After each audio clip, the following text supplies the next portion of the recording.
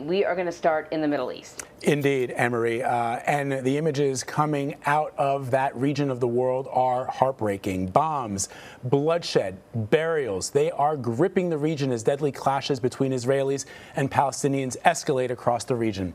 Israel launched more airstrikes targeting Hamas militants in Gaza, but dozens of Palestinian civilians, including many children, have been killed. Hamas fired back with more rockets, killing several Israelis and injuring hundreds of others. Now, this comes as a U.S. envoy travels to the region to meet with leaders and to urge more restraint. President Biden briefly addressed the conflict yesterday as the administration pushes for peace. My expectation and hope is that this will be closing down sooner than later. But Israel has a right to defend itself when you have thousands of rockets flying into your territory. But I had a conversation for a while with the Prime Minister of Israel, and I think that my hope is that we'll see this coming to conclusion sooner than later. This comes as street violence and mob attacks among various groups of people continue to surge in cities across Israel, and while Palestinians continue to face off with Israeli police. Imtiaz Tyab is following the latest. Israeli media are calling this a lynching after an Arab Israeli man was pulled from his car in a Tel Aviv suburb and is beaten unconscious by dozens of far-right Jewish Israelis. The brutal attack was broadcast on live TV and has been condemned by Prime Minister Benjamin Netanyahu and the country's chief rabbi. When it comes to scenes like we saw last night, people being attacked, businesses being destroyed, have we crossed the line? I think this is different from anything I've seen, and I've been living here for 24 years. I just want to point out that we're all Israelis, so Jews, Arabs, we're all Israeli.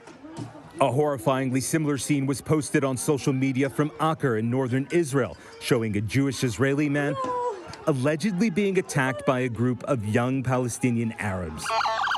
The violence sweeping across towns and cities with mixed populations of Jews and Arabs has been shocking.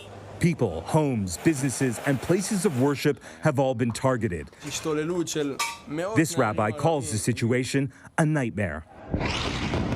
A nightmare felt acutely in Gaza, where Israeli airstrikes continue to pummel the densely populated Palestinian territory, wreaking havoc, while Hamas continues to fire rockets into Israel, with over 1,000 last night alone.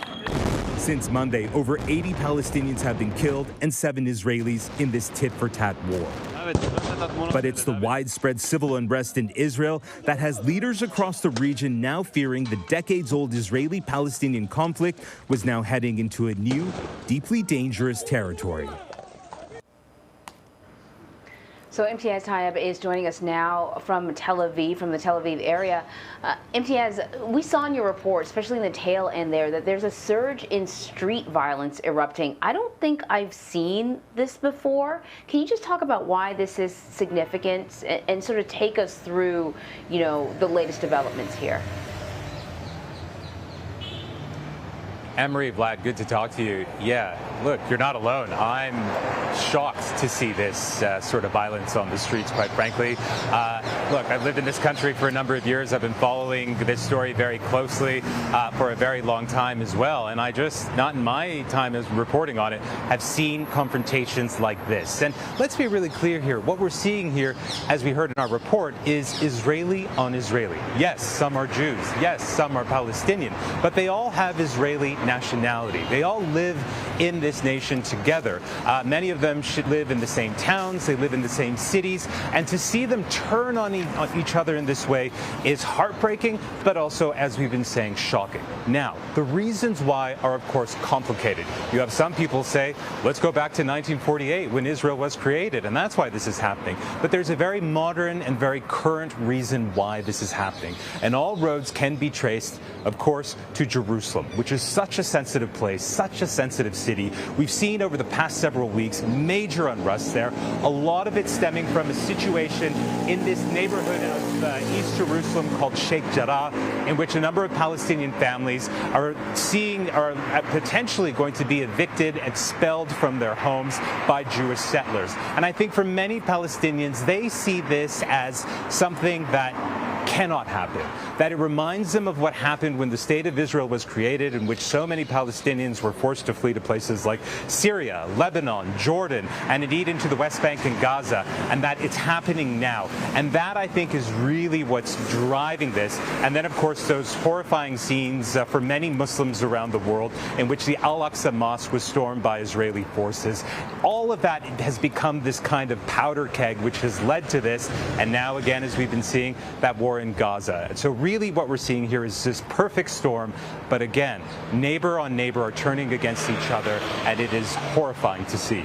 Emery.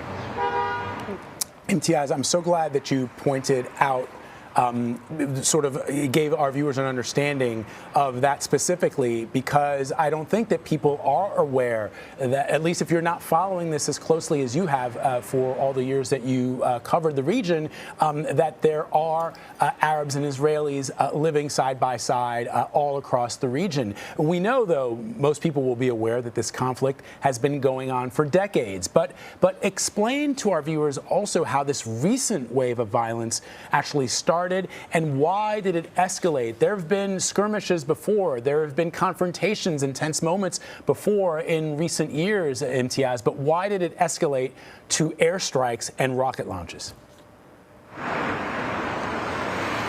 Yeah, Vlad, listen, it's one of the very sad and tragic things about covering this place. I mean, you've been to Jerusalem, you know how city is. It's an extraordinary place. You know, if you're somebody who studies religion, the monotheistic faiths, you have Judaism, Christianity, Islam, all of it right in front of you in 3D. I mean, it is just so extraordinary. But when we look at the complexities of Israel-Palestine, some people say it's not a conflict because it's so asymmetrical, but the reality is that you have two sides who are diametrically, in some ways, opposed to each other, and those differences kind of sit and boil and boil and boil until they boil over. And I think the reason we're seeing the situation in Gaza right now, where there are massive airstrikes, buildings are being toppled, we understand close to 60 people have lost their lives this week alone, has happened, and why this all kind of came together is for a lot of the reasons why we're seeing this kind of neighbor-on-neighbor violence in Israel. You had that unrest in East Jerusalem in the Sheikh Jarrah neighborhood. You saw the unrest at the Al-Aqsa Mosque, and that really was a red line. For Muslims, for Palestinians, the Al-Aqsa Mosque is really one of the most important sites for them. It, of course, is the third holiest site in Islam, but when you saw all those confrontations, all those skirmishes in front of this holy place, when you saw tear gas and sound grenades and indeed Israeli soldiers inside that very holy space, I think it really just angered so many people, but perhaps more specifically, it was an opportunity for Hamas to flex its muscle. Hamas wants to create a narrative in which they are the defenders of Jerusalem, that, that the Palestinian Authority in the West Bank is not, that East Jerusalemites don't have anybody protecting them. But they, Hamas, in Gaza, can do something. They fired that rocket towards Jerusalem, and Israel had to respond. And that escalated into the violence that we're seeing now in Gaza. And indeed, those rockets being showered on Israel. We're here in just outside of Tel Aviv, this area. Just an hour ago, we could hear sirens, and we had to run into bunkers, and we could hear Palestinian rockets from Gaza being intercepted by the Iron Dome missile defense system. And so that conflict is very alive and still very ongoing for so many people. You know, Imtiaz, Israel sort of normalized relations with several Arab nations, sort of in a flurry at the end of the last administration. Morocco, Sudan, the UAE, Bahrain. I'm wondering if there's any reaction from their neighbors in the Middle East, whether or not there are fears that this could spiral into a regional conflict and spill over the boundaries of Israel and Gaza.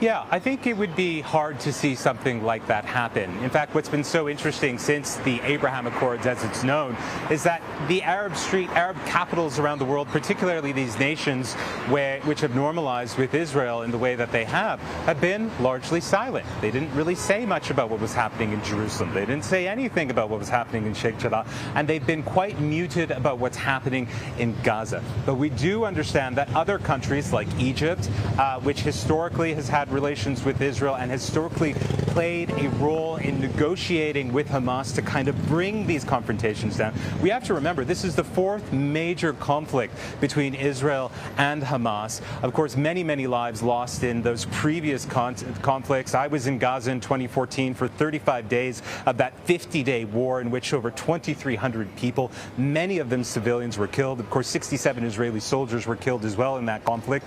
And, you know, to go back to your central question is this likely to spill over? I don't think so. I think if anything, the Palestinians here, the ones who are looking for the world to come and help them, for lack of a better phrase, they're feeling more and more isolated than ever before, given the fact that Israel now has this relationship with many countries across the Arab world, which they simply did not have a few years ago. It's an important distinction, Imtiaz, and it was one of the questions that I had too. I'm glad you answered it because, as you say, in the past, many of these leaders from either Gulf states or even neighboring states, like King Abdullah in Jordan, would have been very, very vocal about what is happening. And as you say, the reaction has been muted at best.